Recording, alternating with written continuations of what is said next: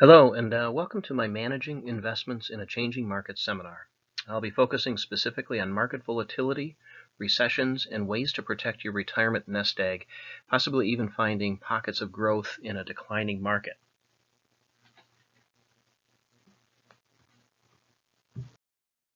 My name is Jeff Douglas. I am a financial advisor and a registered representative with Principal Financial Group.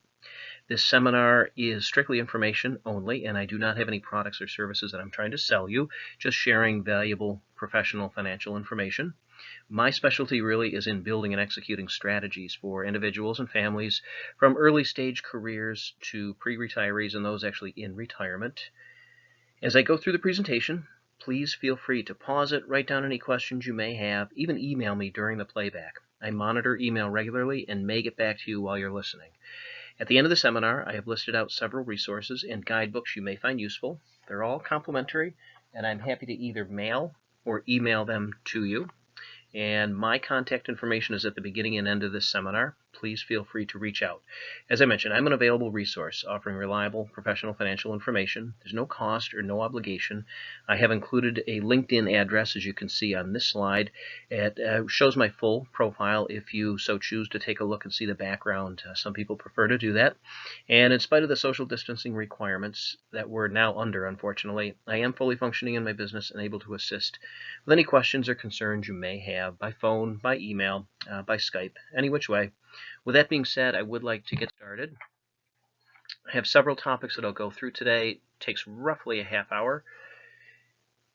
The seminar was recorded the 1st of April in 2020, so if you're listening to this at a later date, times have changed most likely, but I'll cover several topics today that align with the current market and investment concerns people have in light of the pandemic, the quarantines, the social distancing guidelines we're all living with.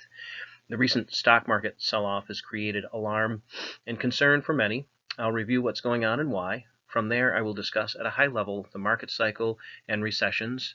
These are important topics as they correlate directly with our investments, performance within these accounts, and for many, whether we're actually getting any sleep at night.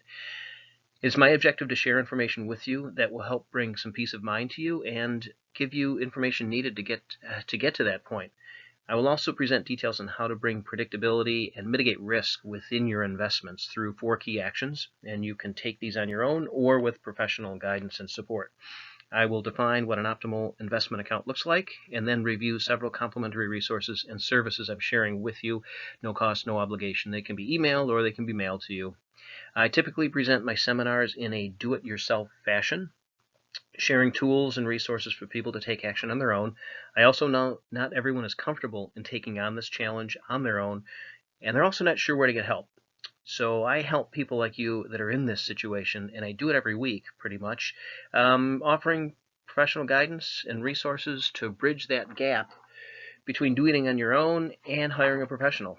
Throughout the seminar, please remember I am available to you providing professional resources. If you have any questions or concerns, please don't hesitate to send me an email, give me a call. I'm in this business because I thoroughly enjoy the work and want to help others by sharing the knowledge I have. So let's get started right now, and we'll start talking about the stock market and identify what's going on. We started the year with a good feeling that the positive growth trends would continue both domestically and globally. Over the past several years, investors have been getting strong tailwind supporting growth from low inflation, strong banking systems, and positive overall economic growth. In February, concern over the coronavirus and the risk of the pandemic reaching the U.S. started to grow.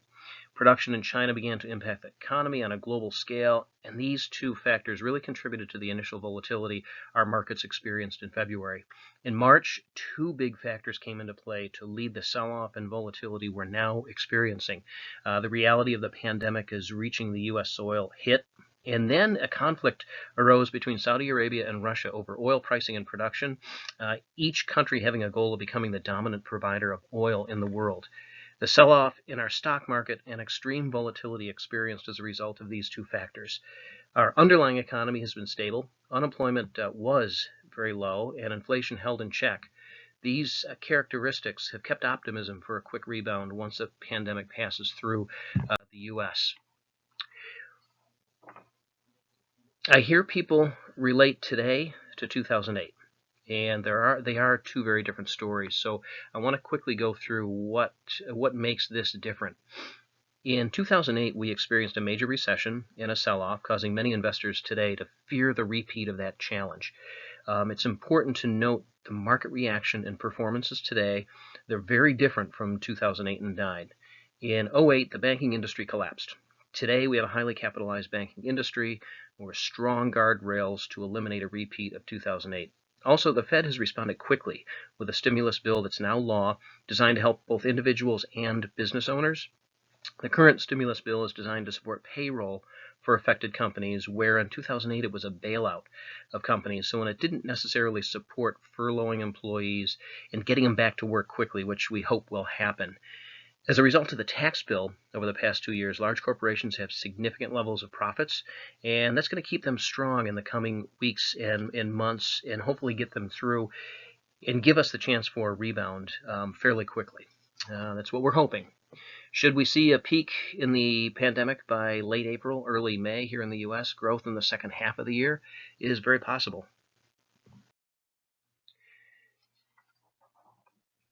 So part of my goal with the timing of the seminar is to alleviate some of the fears and concerns investors have related to this sell-off. As I mentioned, a combination of the pandemic and the oil crisis has had a major impact on our stock market.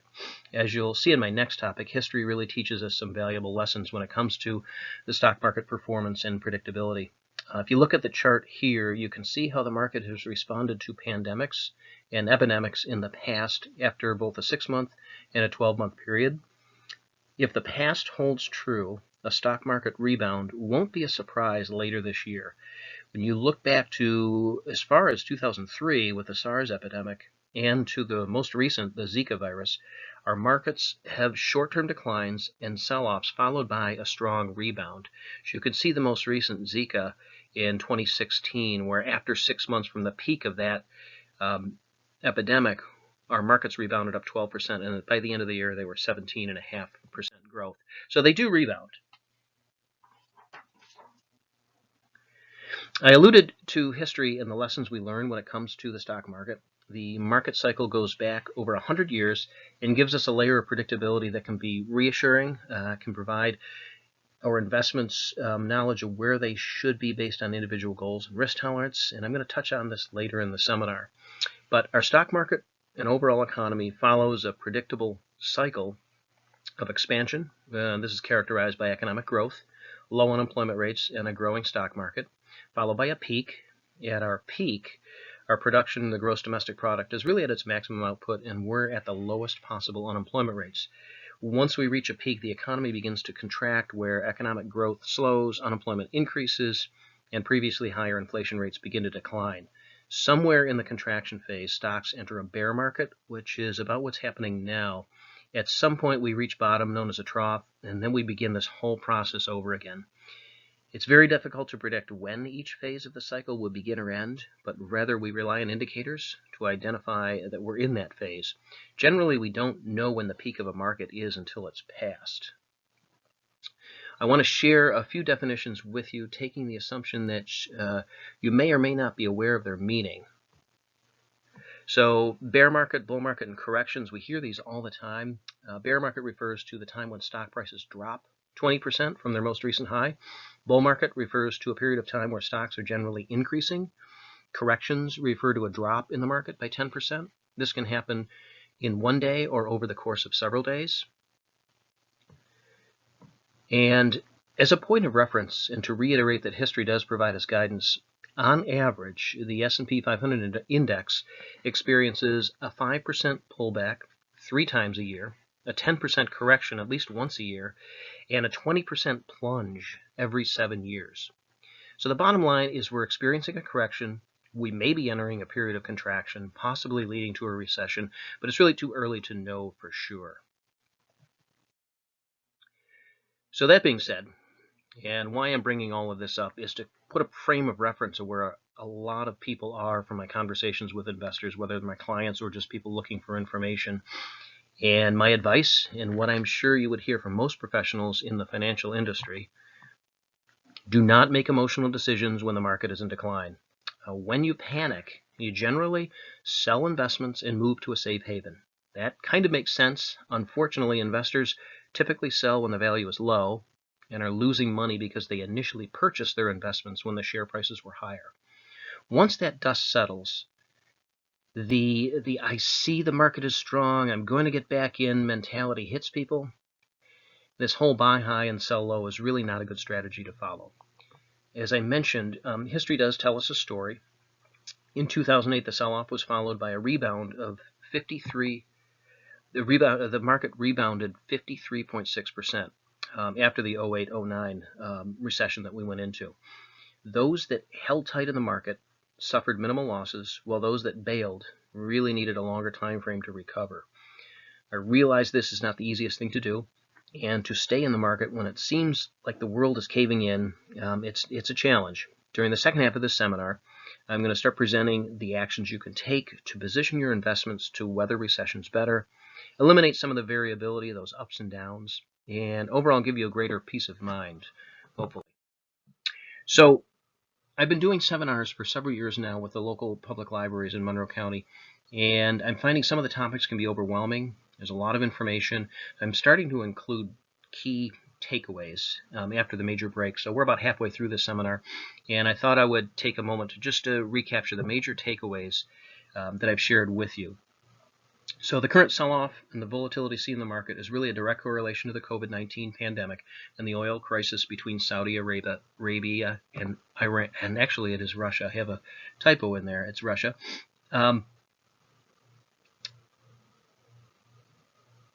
The big part of this, I believe, for people to take away on that piece is it's a little more comforting to know the sell-off isn't due to extreme unemployment. Now, we're going through that in a short term with pandemics, but inflation isn't through the roof, and our economy isn't dropping, and we haven't had a major global impact on the economy itself.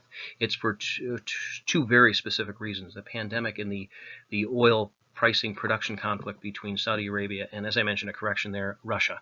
The other takeaway, we have a predictable cycle to the stock market. We have periods of growth, followed by decline, and then growth again.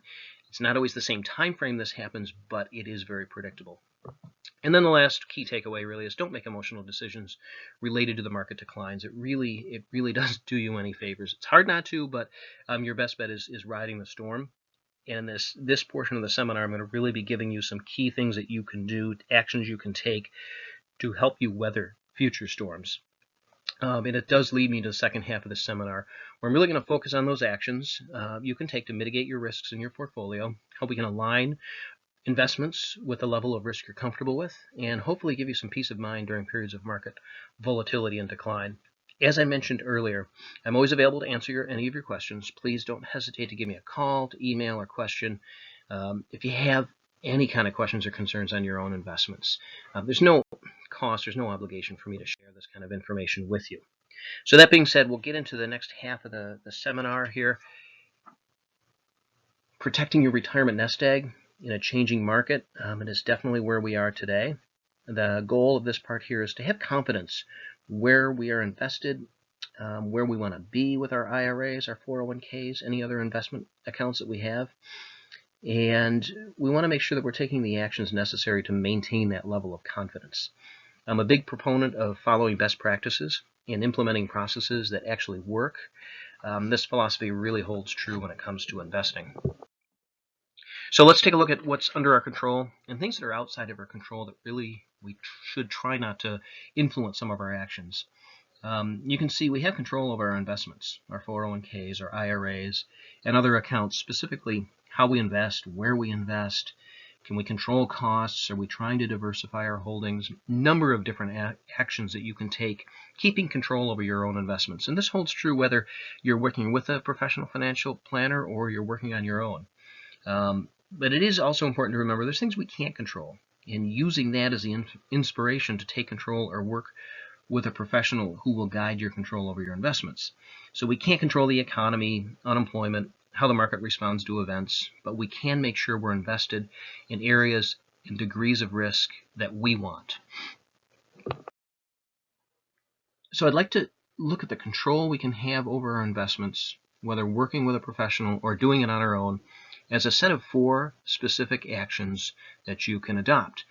In doing so, the performance with our investments becomes more predictable. For example, if we're investing in a more conservative manner, when the market declines 20%, our IRAs, our 401ks, they don't need to drop 20%. And at the end of the day, hopefully we're sleeping at night and we have this peace of mind knowing we are in control of our money and it's not the other way around. As I talk through these 4 actions, if at any time you're feeling overwhelmed, please, as I mentioned, and I'll say it again, don't hesitate, send me an email. Ask for help, ask for guidance. There's no shame in that at all. I'm a resource and I'm always happy to share professional guidance without obligation. So I'm going to touch on all 4 of these actions separately. And I'll start with something that seems kind of simple here: goals, objectives, time horizon. It seems simple, seems obvious, but it's really important to keep an eye on all of these things, to document your goals, your objectives, and understand your time horizon, as it supports your ability to maximize exposure in the market to the degree of risk you're comfortable with, ultimately giving you the potential for stronger growth. Probably the single most important thing you can do is understand your risk tolerance and align the specific investments you have with your personal risk tolerance. It does you no good to have an aggressive risk tolerance and have all your money in conservative investments, and vice versa, quite frankly. This is probably the single most common problem I help people solve when doing account reviews: a disconnect between risk tolerance and where money is invested. Diversification of your investments, and this is really the cornerstone of mitigating risk and reducing variability in the performance of your investments.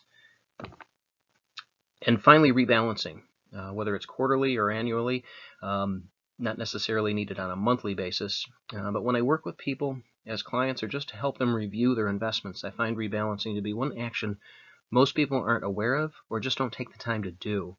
This is especially true with our 401ks when we're employed and contributing. They tend to be on autopilot for the entire length of time we're working.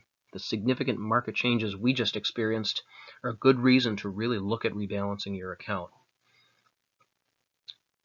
So, once again, I'm going to start hitting you with a lot here. If you are feeling overwhelmed, email or call with your questions. I'm here to help you.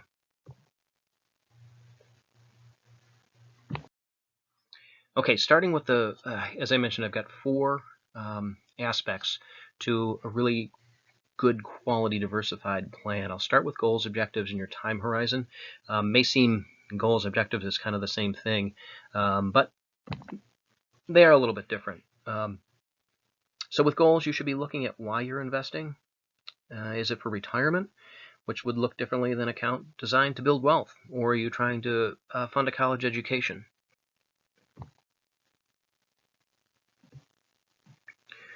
With objectives, what are you looking for? Is it growth? Is it income? Are you trying to preserve the cash that you have? Is income a priority? Value increase, tax deferred, tax free? So these are kind of the objectives that you want to get out of your investment. Do you need guaranteed income? Is Social Security just not going to be enough and you feel more comfortable with a guaranteed income through an annuity? These are all objectives that you should know and go into with your plan and document, and quite frankly revisit on an annual basis as well, because things happen in life and those things change. And then lastly, the time horizon. When do you need to access your investments? And this is really important, especially today with the changes that have happened in the market. If you are a moderate to an aggressive investor, you really ideally have 7 or more years in front of you before you need those assets. That's kind of the time frame you should be looking at. And if you're a more conservative investor, and you generally are thinking, I need to access my money in a shorter time frame. So if the market declines, and you are in a conservative portfolio, you're not going to lose as much to somebody as compared to somebody that's in a more aggressive portfolio. So your time to recover, you don't need that long time to recover because you haven't had that loss. So risk tolerance, as I mentioned, one of the most important aspects of understanding your investments and mitigating risk within them. Risk tolerance is the degree of variability in investment returns that you are willing to withstand in your portfolio. So, big definition. In other words, if you want to maximize the return on your investments over a longer period of time, and you're comfortable in the knowledge that you may see dramatic losses at times, then you have a high tolerance for risk, and an aggressive investment strategy is right for you. The opposite is true. If you have a shorter time frame in front of you, if you aren't comfortable with risk and that variability where the market goes up 10% and you do great, but the market declines 10%, you decline also. If you're not comfortable in those scenarios, then you really don't want to be in a risky portfolio. So I'm going to go into greater detail on the types of investments and their degree of risk that you can see on the right side of this slide with the pyramid. But for now, when we look at this pyramid and the increasing level of risk, you can see a stock right at the top carries more risk than a mutual fund, which carries more risk than a fixed annuity, to CDs, to government bonds and savings accounts, at the bottom being the safest level of an investment and the top being the most aggressive and riskiest. Keep in mind, if you're a conservative investor, it doesn't mean you have to have mutual funds in your IRA or your 401k, that you can't have those, because you can, but maybe you don't have 100% of your IRA or your 401k or any other investment account invested in mutual funds. Maybe you layer in some fixed income, some bond funds that are a little more conservative, and you now have diversified your account by doing so, and you're mitigating some of that risk. This is where it's possible to start getting into the weeds, and I don't want to really overwhelm people with this presentation, but please send me an email with more specific questions on this topic, because mutual funds, stocks, fixed annuities, variable annuities, that's where we really get deep into the investment strategies and conservative versus aggressive and how they're all working. But I'm going to stay at a higher level here and expand a little more on risk and the types of investments that correlate with different levels of risk. So I like this scale here. This really helps explain what we hear quite a bit and the level of risk associated with them. Most IRAs and 401k plans and even investment accounts utilize mutual funds.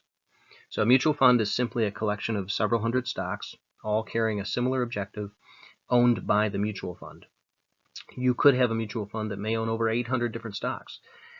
One major advantage of a mutual fund, and why so many IRAs, 401ks are using them, is the fact that it is far more diversified than a single stock.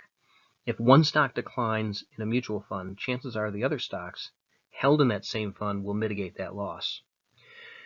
So mutual funds that own stocks are known as equity funds.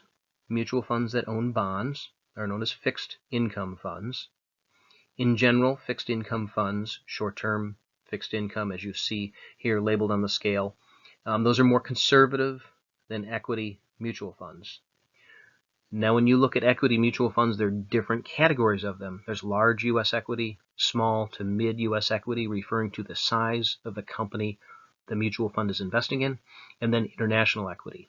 And this scale goes from the left, very conservative, short-term fixed income mutual funds, getting in a little bit more risk, a little bit more return on fixed income, middle of the road with large U.S. equity, and then it becoming more and more aggressive, which gives you the chance of higher returns, and it also puts you into that boat where you could have higher losses and fluctuate with the market more directly.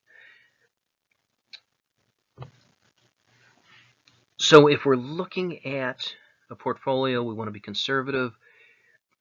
We're going to want more short-term income. We're going to want more fixed income in our portfolio, in our IRA or in our 401k, because those are safer. That's going to be a little more cash preservation. It'll give you a little bit of growth.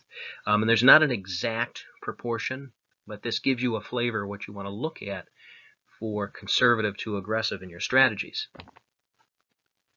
When you're thinking of more income-based, you want to get some dividends, you want to get some capital gains out of your investments, you need to start layering in some of the large U.S. equity, maybe even a touch of smaller mid-size mutual funds on the equity side.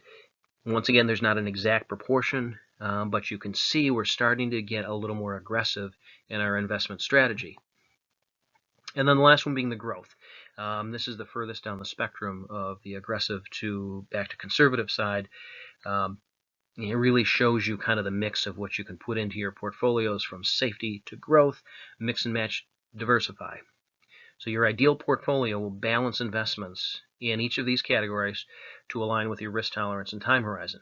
So it's not to say somebody that's in a conservative portfolio only has short-term or fixed income.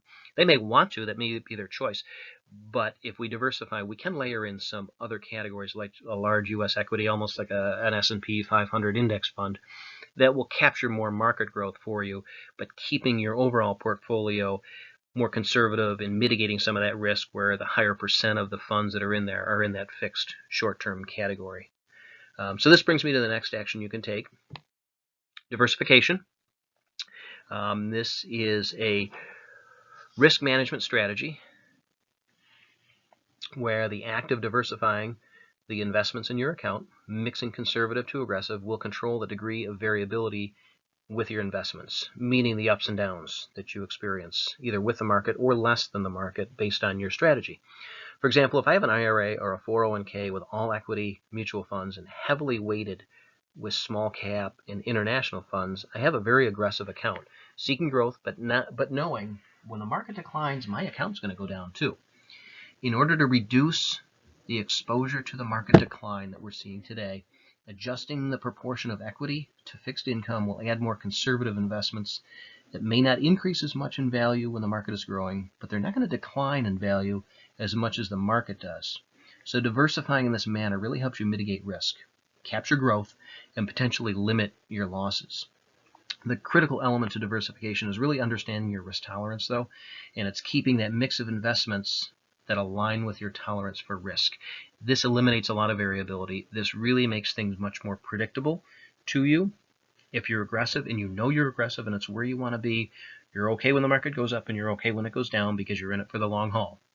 If you're approaching retirement or you're in retirement, you don't want those large swings. If your investments match your risk tolerance of being conservative, you know what? You've done okay the past month. The market has dropped a lot. That's not great, but your investments aren't aligned directly with that market drop. So, like I said, you're sleeping a little bit better at night.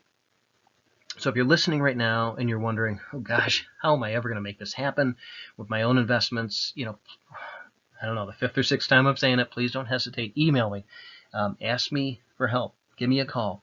My help can be as simple as sending you an asset allocation questionnaire. This really identifies your risk level. 6 to 7 different questions. It's very easy to do, and that will define your risk tolerance. Or the questions can be as thorough as building your own roadmap that identifies the risk in your current portfolio, outlines ways for you to align your investments to your risk tolerance.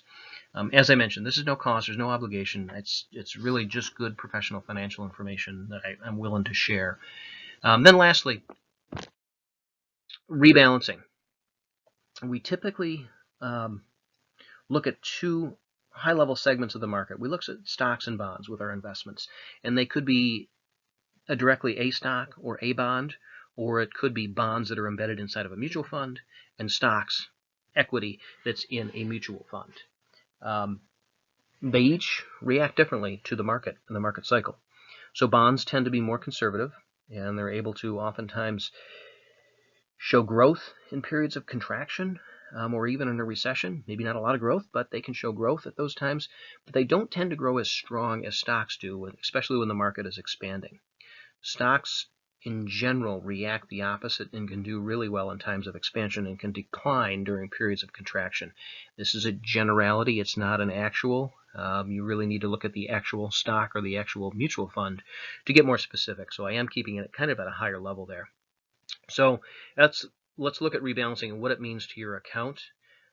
If you look here on the left, let's say you started here, your IRA has a bunch of different mutual funds in it. And about 60% of those mutual funds are equity. They're stock mutual funds. And 40% of what I have in my IRA is in mutual funds that are investing in bonds. So I've got a 60-40 split. I'm like a moderate type of a strategy for an investor. Not conservative, but more moderate. So following the example, what can happen over time as these two investment categories change with the market. I'm showing that in this slide here. Let's think of an IRA that has that investment as I'm showing 60-40. With the stock market growth we've seen in the past 2 to 3 years, stocks really grow much faster than bonds. Even if you did not invest another dollar over those 2 years, the risk level in your account changed without you doing anything. This was a result of market dynamics. The value of equity funds, those stocks, is now weighted heavier than fixed income, than bonds, strictly from changes in the stock market. If we do nothing, you're now sitting in with a portfolio, an IRA or a 401k that has a level of risk that's could be different than what you're comfortable with and that doesn't follow your strategy. This is why rebalancing is really, really important.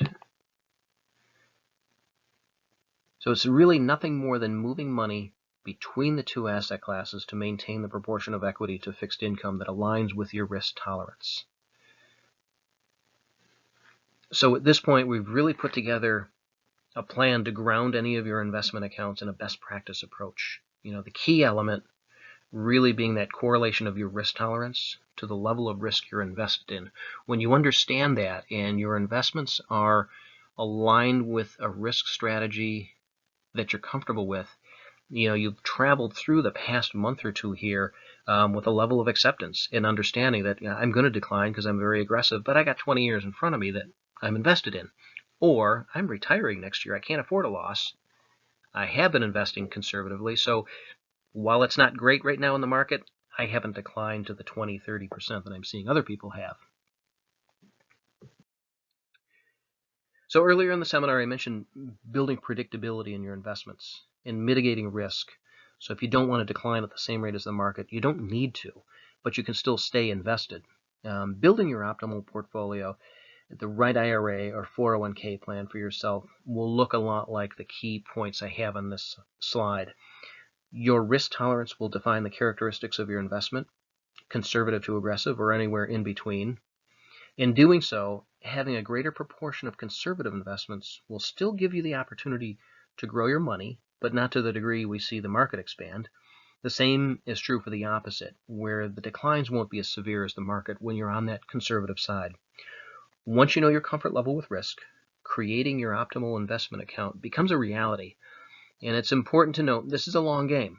I don't support making quick changes in response to the market. Timing the market generally doesn't work. And I can be honest, with all the clients I've had, I had two. I've got over 100 clients. I've had two that have contacted me with concerns, and we reiterated the strategy we've been taking, understanding risk, and applying that to their types of investments. And it hasn't been a concern after that. They understand, oh yeah, it's a good reminder to them. But my clients know where they are, and they're riding out this storm, so to speak, with the understanding that I'm conservative, so I'm okay, or I'm aggressive, it's down, but it'll come back. So let me give you one more look at this whole risk, return, reward. And in this slide, it gives you a little bit different look at it. It's just kind of another way to look at the spread of conservative to aggressive investments. If you're a conservative investor, you're seeking safety, and cash preservation is important to you. Your investment accounts should consist a higher percent, if not entirely, of fixed income. Doesn't have to be totally fixed income. That depends on your degree of conservative side that you want to be. If you're completely conservative and you don't want any kind of risk in there, you're going to go with that short-term fixed income money market. You want to capture a little bit of growth, maybe start exceeding inflation. You're going to layer in a little bit of the equity side, the equity mutual funds. But you can see as we start going up this ramp, the return, the increasing level of risks, we're adding more equity mutual funds into our IRAs, into our 401ks, any of those investment accounts you have. So we're increasing that level of risk to capture more growth. And at the end stage, a more aggressive investment strategy is going to be 100% in the stock, the equity mutual funds, more on the international side, some of those smaller ones that may react quicker, faster, but also decline quicker and faster. There's no magic percent that says you need to be 50-50 or 60-40 or 70-30.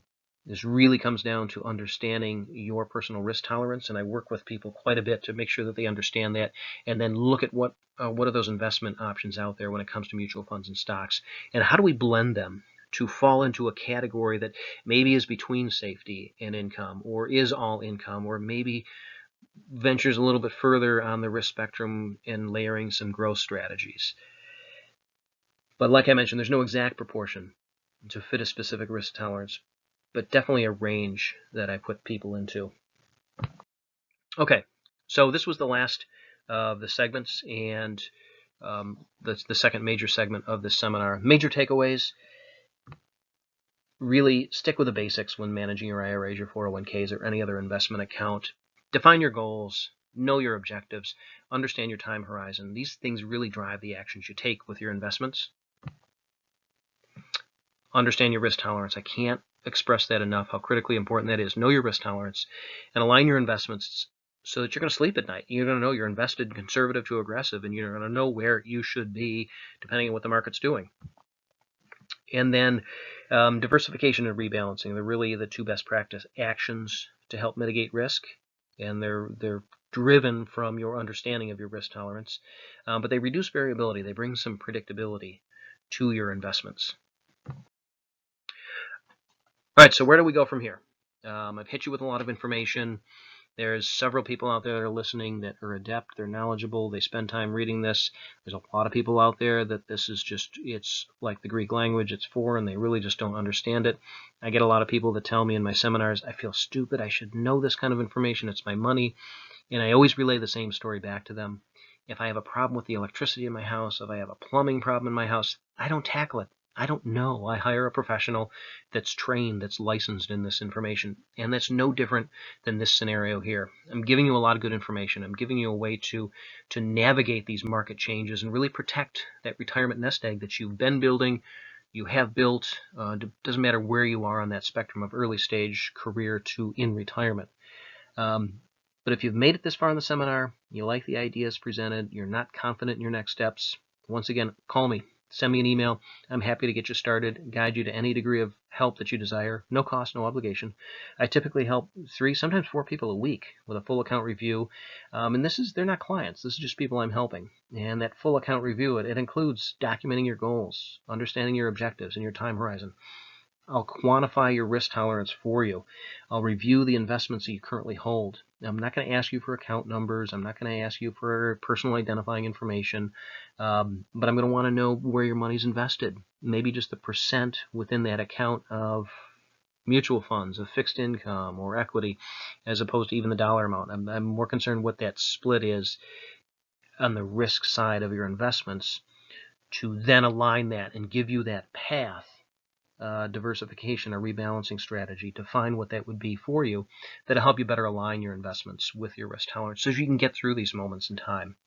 After gathering some basic information from you and sending you the asset allocation questionnaire I mentioned so I get to know your risk tolerance, I'll draft your report. I'll send it back to you. Once again, there's no cost for this service, no obligation. I want to help people get through these challenging times because I hear this over and over in the seminars I do that we're just not prepared. If you just have some one-off questions, I'm happy to help with those. You get onto the internet and you start Googling some of this information, you got 3 million pages of information and everybody's got a different point of view. Throw me an email, so give me a call, say, hey, what's the difference between a Roth and a traditional IRA? I'm happy to share that with you, and then I can relay it to you in a personal level, talking about what your specific situation might be, if that's something you're comfortable with. How do annuities work? I need to access my 401k. Unfortunately, I've been laid off and I'm in an emergency situation. How do I do that? What do I do? I've left a job. I've got a 401k sitting out there. Should I roll it over? All these financial type questions. I'll give you some of the best practices that are out there. I'll share information that I think are in your best interest and help you get from point A to point B, really. If you just want to learn how do you work with an advisor, what are the costs, I'm happy to share that too. There's several different ways you can do that. And lastly, at the beginning of the seminar, I did mention there's several complimentary resources that I offer. These will be available to you. Just give me a call. You'd have to call or email, and I've got that information on the next slide. But I'd be happy to send you the Retirement Handbook from Principal. It's a great guide for transitioning, budgeting, investing, and how to really thrive in retirement. We've got a nice investment guide or an investing guide, just a small 3-4 page brochure. Talks about some of the things I spoke of here. There's guides on annuities, life insurance. There's a great one-pager on 401k rollovers. It gives you the benefits and the drawbacks of the 4 different options you have so you can help make an educated decision if you have a 401k rollover. Then I've got a couple of pieces, one on Social Security, one on Medicare. 30,000 foot look. They're very, very effective. They help you get started. Those are also specific topics. I work one-on-one with people.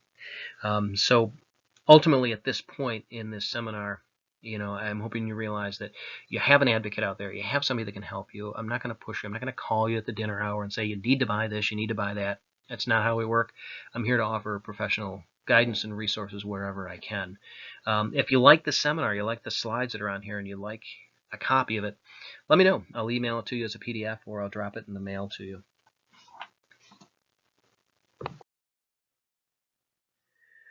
So at this point, I want to thank you for taking the last 40 minutes, listening to the entire seminar, and I wish you the best of luck in planning and investing and getting through the market upticks and the downturns and the challenges we have now. And please feel free to call, send me an email if you have questions.